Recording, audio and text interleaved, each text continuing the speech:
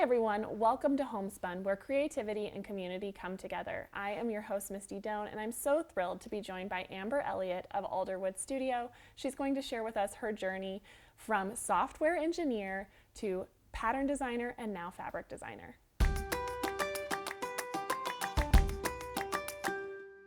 Amber, I'm so excited that you were able to be here with me today. Thank you so much for taking the time. Thank you. It's great to be here. Of course. So will you tell everyone a little bit about yourself and how you got started with your business? Yeah, my name is Amber Elliot. I am the pattern designer behind Alderwood Studio. And gosh, I started sewing years ago when I was very little. And so I've been sewing my whole life. Okay. And I picked up quilting a little bit as a teenager. And by picked up, I mean I went to Joann's and bought a bunch of fabric and cut it up with scissors into squares, sewed it together. I had no idea what I was doing. Okay.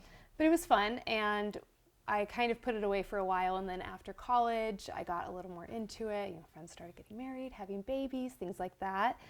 And I always liked to make my own designs, my own patterns. And one day, I don't even honestly remember who it was anymore, but one day someone said, you should write a pattern for this. And I thought, I can't do that. But it kind of stuck in my head and kept coming back to it. And eventually I decided to give it a try, and things kind of went from there. I love that.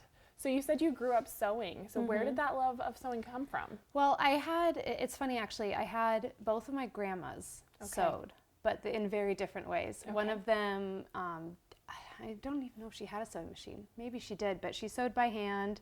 More mending, repaired, things like that. And then my other grandma would like sew formals because she was involved in all of these fancy things. Wow. So I kind of got two polar opposites.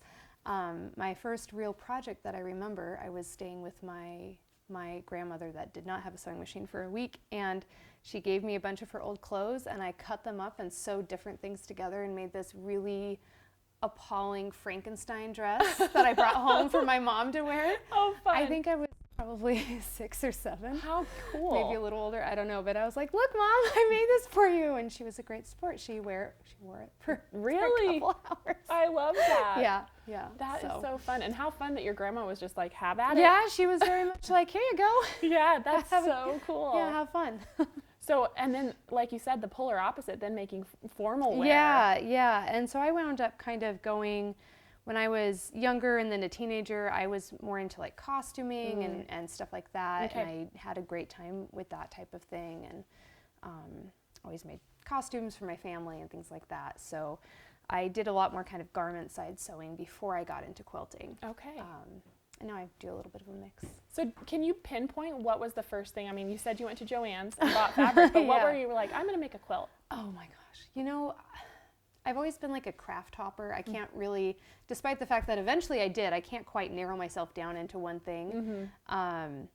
So I think it was just one of those moments where I was like, oh, I haven't done that yet. I better try. Let me give I better it a shot. see how it goes. Yeah. I love that. I love Yeah. that you say craft hopper, because I can completely relate Yeah. to that. Even now, there's sometimes that I'm like, but I'm so much more. I know. I think a lot of us are. And honestly, for me, I think, so I was an engineer. I was a software engineer for 10 years before I quit my job to take Alderwood Studio full time. And that, I think, for a long time, while I was doing both at the same time, I was basically working 2 full-time jobs at the same time with a baby. And it was totally exhausting, and I had 0 time for outside hobbies, right? I mean, quilting had been a hobby, and then it became a job. But I think actually really kind of embracing that as my full-time job, pattern designing and running that business, kind of opened me up to some other things I could pursue too, because it made me feel more like, well, I'm not doing this as like a hobby anymore. Sewing it's fun, it's great, but it's not like my creative outlet quite as much anymore. And it's given me a lot of freedom to go try other things, which has been really fun. Yeah, I love that. So what are some of the other hobbies that you enjoy now? Oh, that's a good question. Well, I love knitting. I have a sweater in my bag right around the corner there that I'm working on. So I that's always a good go-to for me. But I've always loved art, and I have a background in art, and I kind of always hoped to become a surface pattern designer. It's actually one of the reasons I did start writing quilt patterns eventually, was like, well, I'd really like to design fabric one day, and maybe getting more into the quilting space and learning more about how that works would get me there. Yeah. That's not quite the path I took, because I wound up spending a lot more time building a quilting business than I had planned, which was wonderful. I mean, it's been amazing. But I am now a fabric designer with Riley Blake, so I don't know that that's a hobby as much anymore, since now it's part of my business, but it's really fun and I really enjoy that. And obviously one of your goals, you know, yes, to have that vision that was something you wanted to work towards is really great. Yeah, so, you know, painting, things like that, I love that. I love knitting, gardening. We have a big garden that we spend a lot of time in, and I also just like picking up fun new kits and trying different things, you know. Do you dabble in pottery too? Oh, I feel yes. like I've I don't seen know that. how I forgot to mention that. Yes, I have a pottery studio in my garage now. Okay. Yes, that's true. I took a class years ago before I had kids even, with my mom actually, and we had a great time. We were terrible at it. We were just very bad at it, and it was kind of fun to embrace being terrible at something. I agree. I think it's good for us. Yeah. So I did that, and I really liked it, and I always kind of wanted to go back, but who has the time, right? Yeah. But eventually, after I had been working for myself for a while, I was like, hey, I'm my own boss. And instead of doing things like working at night and on weekends as my own boss, maybe what I should do is say, hey, Amber, you can have 2 hours every Tuesday for 6 weeks to go take a pottery class. I love that. So I finally convinced myself to do that.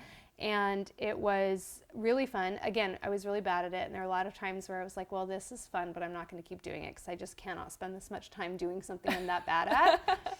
But that's silly, right? I mean, everyone's bad at things before we're good at them. I was going to say, you'll never get good if you don't take the time. No, exactly. And with something like that, pottery is one of those things where something can go wrong at every stage of the process, and there's, about 8 major stages. Yes.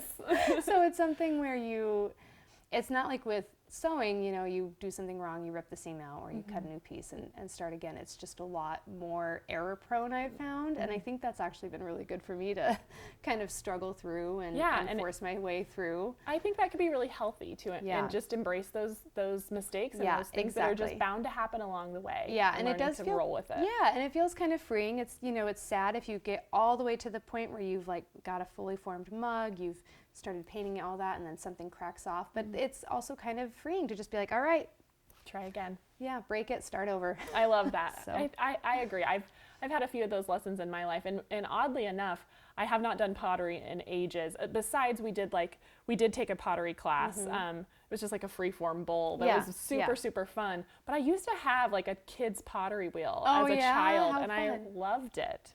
Loved it. Really and so it's like, maybe I need to revisit that, because there's something about getting your hands dirty and it's really great. We saw one, there's a nursery near where I live that we go to a lot and bring the kids to, and they have like a little plant shop with a little gift shop inside, and my kids were in there. I was buying some plants, and they were off looking at the little kids section where they have puzzles and stuff, and my daughter, who's 3, yelled across the store at me, Mama, they have a potty wheel. Oh, and I was like, that was very loud. And she's like, just like yours. I'm like, okay, pottery wheel. Pottery. But so I went over and looked, and the kids were both like convinced they needed it. They're like, we need this, you have to buy it for us. And I was like, guys, we have a real one at home. Yes. Not buying you this one, we have a real one. If you want to try doing this, we can try. Yeah. But, that's so fun. Yeah, we'll see if they ever give it a try. Well, it sounds like they, are set up for success. So that's pretty fun. Well, let's. You just barely touched on becoming a pattern or a fabric designer for Riley Blake. Yes. I would love to hear more about that journey. Yeah, that's been so much fun. I started putting together a surface pattern design portfolio years ago. Okay. I took Bonnie Christine's immersion class. I think I took it in 2020 for the first time, and I had been kind of fiddling around with things before that, and I finally took that, and of course we all know what happened in 2020, and I wound up home with 2 full-time jobs and a 2-year-old. Right. No daycare. Wow. So that kind of fell through the cracks for a while. And it took us just a while to recover from that, from a sense of like, I don't have time to do anything. Right. I don't have time to invest in anything else. So it took me a while to pick it back up again. But I did, maybe about 1.5 years later, I went back and finished the class, put together my full portfolio, and I was able to meet the Riley Blake team at QuiltCon a couple years ago. A friend of mine introduced me to them, and they were all wonderful and encouraged me to submit my portfolio, so I finally did. Took me ages, but I did, and it kind of all went from there. That's great. My first collection, you know, it's funny, you work so far ahead, right?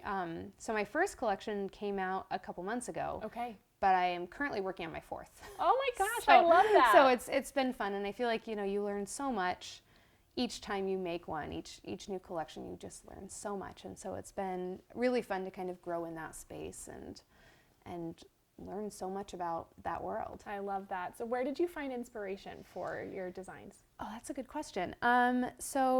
Well, like I mentioned, we have a big garden. We spend a lot of our time outside when the weather is nice, and I just really love plants and all of that. So like many people, I get a lot of natural inspiration. Sure. I live in Oregon, which is really beautiful, and it's a really fun place because where I live in the suburbs, but I can drive, you know, an hour and get to the beach. I can drive another hour and I'm in the mountains. I can drive another hour and I'm in like high desert forest, maybe 2 or 3 hours, but you get the idea. Close. We have a really interesting, diverse range of things and natural landscapes where I live. So it's really fun to get a lot of inspiration from that, or from like little trips we've gone on, things like that. I love that. So what would you say to someone else? I think it's really encouraging to hear your story, I guess. So I'll start with that, because it wasn't super fast. I mean, I think that's really obvious that you kind of took the time for it to navigate and to form naturally. Yeah. So what would you say to someone who's wanting to make that leap, maybe from software engineering, which feels like a big disconnect from this creative industry? Well, it's funny. So first of all, I actually teach a pattern writing class. I teach the Pattern Writing Academy every year. And in that class, we walk through basically everything you need to know to design patterns. And I talk to people a lot. I say it so many times in that class, like this is not a race. This is a long-term project, right? You know, I think a lot of people get really excited about joining this industry, which they should. It's amazing. Yes. But they want to jump right in and, you know, instantly have a million sales and be successful and quit their full-time jobs. And like, it's really a long-term process. It's not a sprint, right? Yeah, it's true. And I think just knowing that and feeling really comfortable with your own goals and your own abilities and being able to kind of roll with the punches a bit makes a big difference. I have a friend that we kind of started our businesses around the same time and kind of grew them together, and we talked about that often, where we realized like really the thing that makes the difference between the people who don't quite make it or who quit and give up and the people who do is just the ability to say, well, that didn't work. Yeah. Like I made a mistake, it didn't work, time to move on and try something different. And I mean, I've made plenty of mistakes, we all have, and you learn a lot from trying different things. I have patterns that have flopped, patterns that have done way better than expected. You know, I have a lot of different things that are always on my plate, and I know that some of them will be successful and some of them won't. Right. And those are all learning experiences. And sometimes I take something on knowing it won't be a huge success, but it's a passion project. I just really want to do it. Right, you love it. Yeah, so I think it really comes down to like really investing in learning the industry, learning to do what you're trying to do. You know, you don't want to release crappy patterns. No one wants that. It's not good for your business. It's not good for other people. Right. And then just really being persistent and knowing it takes time, and it takes a lot of hard work. Right. You know, I mean, when I say before I was working multiple full-time jobs and had a baby, I literally did not take a day off for probably 2 years. I worked every night, and my son would go to bed. I would go back to work. My husband was great. He picked up whatever slack and did everything around the house. You know, I don't think I did a single load of laundry for 2 years. Wow. Which was hugely helpful. So I was very lucky to have that kind of help. Yeah. But I worked every weekend. You know, there were 2 years where I at least checked and responded to my work emails on Christmas and did some work on Christmas, you know, so it was a long time before I actually took days off or took weekends off or things like that. So being willing to put in that work to get where you wanted to go. And now I don't necessarily think everyone should do that. Right. You know, I mean, I'm not saying I advocate for necessarily Maybe a few doing healthy boundaries. Yes. And, you know, it's just that's what I did, and that's how I grew my business to this point. I also had a deadline in my own mind where my goal was to be able to quit my day job after I had my second baby. Okay. That was what I was really hoping I'd be able to do. And so for me, there was a bit of a clock there where I was trying to make that point because I knew, there was no way what I was doing was sustainable. I couldn't work 2 full-time jobs. No. One of them would have You're to just be one cut person. back. Yes, but we had bills to pay, Right. obviously, like everyone. So I couldn't just quit my job without replacing that income. Right. So it was kind of I like to say it was a very intentional choice to live that lifestyle. It's not necessarily one I recommend, but if you do it, you just need to have a deadline for yourself. And an end goal in mind. Yeah, exactly. Yeah, because it's not sustainable forever. It's not, but I am glad I did it. I'm very happy that I did that and I got there, and now I'm running my own business, and it's great. Yeah, and you met your goal, obviously, which is really Yeah. awesome. That's exciting, and it has to feel like a big achievement. Yes, it really is. I love that. Was there a mentor or someone along the way that really helped you? Oh gosh, so many people. When I entered the industry, I had so many people that I looked up to that I didn't know necessarily, but I loved their work. I loved how they ran their businesses. And one thing that was really amazing that I found is anyone that I reached out to, even if it was just like, hey, I'm just getting started and, I admire your work, and if you have any advice or offering to pattern test for someone, things like that, everyone was just so kind and so welcoming.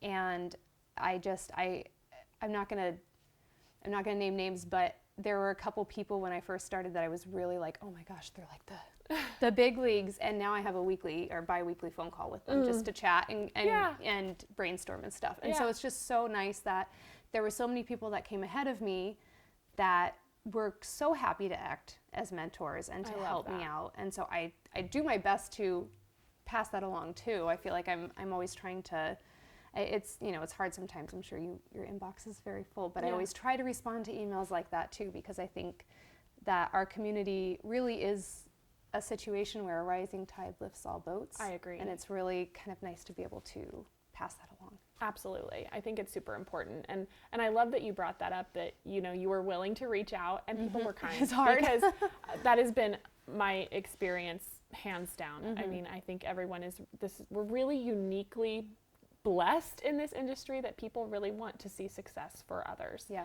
And I think that's a really beautiful thing to be a part of. Yeah, I think so too. And when I started teaching pattern writing, one of the questions I got from a couple people was like, aren't you just like training your competitors? It's like, I don't really see it as that. I have my own very unique design style, and so do other people, and people are going to buy my patterns or their patterns based on what they're looking for. Right. I don't really see healthy competition, and I don't even want to use the word as I don't really even want to use the word competition, but I don't really see that as an issue. Right. I kind of feel like the more people that are putting their creativity out there, the more other people they're encouraging to quilt and to make things, and to me that's a good thing. Yeah, I love that viewpoint, and I love that you recognize that your offering is going to be unique to you and just strengthen the industry as a whole, because I hear from a lot of people that that's one thing that kind of holds them back, is they're like, how do I set myself apart? So can you talk a little bit about that? That's a great question. So I think part of what people run into is, you'll sit down, you'll finally learn how to do all the work, how to design quilts, how to write the patterns, all of that. It's a lot of work. It's a lot to figure out, right? Yeah. And it's a lot of software to figure out. And so I think people get to the point where they finally figure that out, and they sit down to design something, and they finally design something, and it looks like a quilt, and they're like, oh my gosh, I did it. I've done it. This is amazing. Yeah. And it is amazing, and it is exciting. But that's just the beginning step. And I think that maybe sometimes people stop at that point, and they're like, this is my first pattern. Maybe it should be their first pattern, but maybe it shouldn't be. And so I think what really sets people apart who have a very specific and unique design style are the people who go and design a lot. They design a lot of stuff, and they pick 10% of it maybe to develop further. And that's one thing that I specifically have done. And I have plenty of patterns that fall kind of outside my typical style and things like that. Sure. Like I said, I like to experiment. But, I have tons of pattern designs I've come up with that will never see the light of day. Yeah. They just, I might like them. I might think they're terrible. I might love them, but know that the math is just not going to be worth it. There are some patterns where I'm like, no. It's too much. I love you, but no, you will not turn into fabric. I love that. So I think that really sets people apart, is the willingness to actually develop your design style. And that's true in any creative field. I mean, that's very true in art and in fabric design. You know, no one wants to buy the same thing over and over. You need to develop your own style and come up with your own very specific uniqueness. I love that. It's true. There's so much creative play, I think, that goes into design in general. And I find that to be the case too. Like I'll, be fiddling with the design and I'll be like, well, this is fun, but it's not right. And you just kind of know it in your gut. Yeah. Or it's like, where you like it, but it's just not unique enough. Right. And like I don't want to release something that's going to be like you see it and then you instantly forget what it is, if that makes sense. No, it does. I think that's really good advice. So other exciting things you have coming up. You have a new book. I do, yes. So I self-published my first book a couple years ago. And I have a new book coming out with C&T next spring in March. And it's all about ombre and gradient quilting. Okay. I personally have, this is kind of embarrassing to admit, but I have a hard time with color sometimes. Hey, we all have our times. I know, but like, I say I'm an artist. I should be, I understand the theory behind it. Yeah. But when it comes to creating a fabric pole and creating just the perfect combo of colors for a quilt, I struggle sometimes. And I look at people who I admire and I'm like, man, that's just perfect. How do they come up with just those perfect colors? And I realized a few years ago, I kind of got into a habit of like a go-to set of colors or a go-to style. And it took me a little while to realize if you go look at my shop and you look at my webpage, a lot of my cover samples are ombre quilts without being obviously ombre quilts. Interesting. I mean, this one behind us here. It's gorgeous.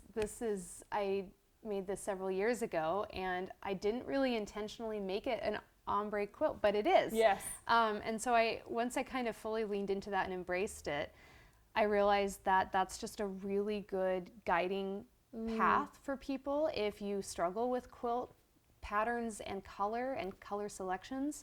One thing I think people think, and you can kind of see by looking at this book, these cover images might not be what you would typically think of as ombre. A lot of people hear ombre and think a color fading in value from light to dark. And that is ombre, that is true. But the definitions of ombre and gradients vary so much industry to industry that they can mean all kinds of things. You can have an ombre or gradient palette that goes from a color to another color, from value light to dark. There are so many different options. And so in this book, we talk a lot about, first of all, color theory. There's a nice, easy intro into color theory. And then I talk a lot about different types of gradients, what a gradient can be. And it can be a lot of different things. There are all kinds of different ones. That's awesome. And it was really fun to dive into for this book because, like I said, I realized I went back and looked at all of my own patterns and I was like, oh, this is one what I'm doing. Collection of gradients. Yeah. It was a really fun book to put together because I got to talk a lot about all of that. And I learned, it was funny because there were so many things that I was doing without realizing it. And once I started actually sitting down and writing this and researching and all of that, I was like, oh, this is what I've been doing. I did know what I was doing. Yes. So it has a bunch of projects in there too that really kind of highlight different gradients and different kinds of ombre, but it also talks a lot about how to use your own patterns or use whatever patterns you have and adapt them for ombre quilting. That's awesome. Really I can't wait to check it out. Thanks. So it's really exciting. And because I know people will ask, tell us the name of this beautiful quilt behind us. This is the Lily quilt pattern. Okay. I designed it and named it after my daughter. Okay. I released it when she was a year old, as kind of like a birthday thing. Not that she, Yeah, but she didn't care. In her honor. But yeah. And it's one of my favorites. It's beautiful. I really like, I don't make a lot of block-based patterns. I tend to make ones that are a little bit more just big. I have a lot of mountain-based patterns, things like that use big blocks or just row piecing or medallions, things like that. This is one of my favorite block-based patterns because I just really enjoy doing things like, combining curves with other more graphic pieces and things like that. It's beautiful. It's absolutely gorgeous. Well, I really appreciate you taking the time. And so as a final question, I would love to hear if you have anything else that you're looking forward to creatively on the horizon? That's a great question. Well, honestly, the first thing that popped into my brain is the sweater. I'm just dying to finish. Oh, I love it. That's great. So close. Before I left to come here, I was like, 2 more rows. Yeah. I'll be done. There you go. But, I'm excited to just keep exploring pottery too. That and more fabric collections. I think those are the things I'm most excited about from a creative standpoint right now. I love that. I love that so much. Well, thank you so much for being here. Can you let everyone know where they can follow along and keep up with what you're doing? Yeah, I'm always on Instagram at Alderwood Studio. That's just Alderwood Studio. And then my website is alderwood-studio.com.